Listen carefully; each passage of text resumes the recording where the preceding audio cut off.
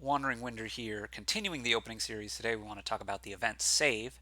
Save lets you spend a money without spending a buy because you get the buy back.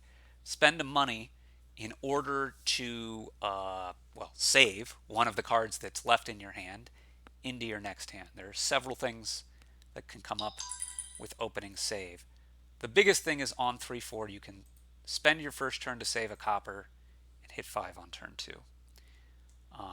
Also on 3-4,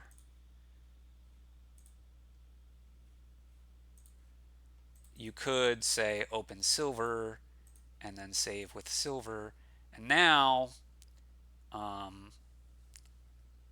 have a much better shuffle on these turns 3 and 4 than if I would have just opened silver silver without the saving an estate across. Typically, there's going to be a good 5 and you're just going to want to open with that instead. But this can come up if there is a particular dearth of 5s for whatever reason. You can also use save tactically at various points to try to hit different price points if you miss. So you're going to be able to hit 5 basically on turn 3 or 4 regardless, even if you just open silver silver on a 4-3, for instance. Let's show that. So that would be, we've opened silver silver. Oh no, I only have a 4-3. Now, if I want to, again, I can hit 5 next turn by saving a copper aside.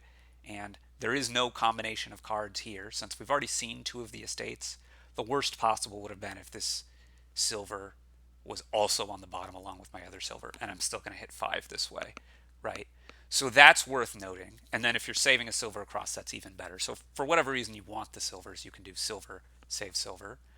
And then other than that, it's just about noting that saving, particularly across saving shuffles, is very powerful.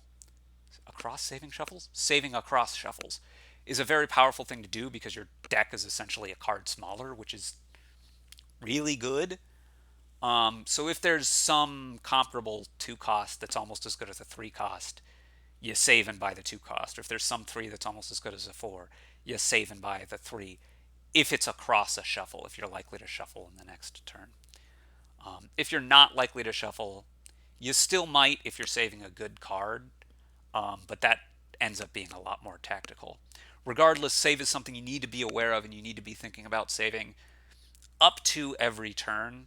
Although if you're not about to shuffle, then maybe it won't matter. But even then, you might want to save some money across, like the turn 1 I'm going to save into buying a 5 cost. I guess the other thing is, and hopefully this is kind of obvious, on a 5-2, you can spend play 4 coppers, save 1 across, and open 3-3 if that's what you really want to do. If the 3s are much better than the 5s, which is not frequent but happens sometimes. And on a 2-5, you can save a copper and hit 6 on turn 2, which is usually actually very nice because if the 5 is the best card on the board, it allows you to save and buy a 5 on turn 2, which is really great. Not greater than, the best 2 costs, but it's something to do. And then if you want to hit 6, it lets you hit 6. So 2-5 tends to be a great split with save. But the big thing is just think about where the rest of your shuffle is going when save is around. It also affects how you build some, of course, because having extra terminals is less of a bad deal when save is around, because if you get collision, you can save 1 terminal across. So anyhow, I think that's all there is to say about save. Thanks for watching.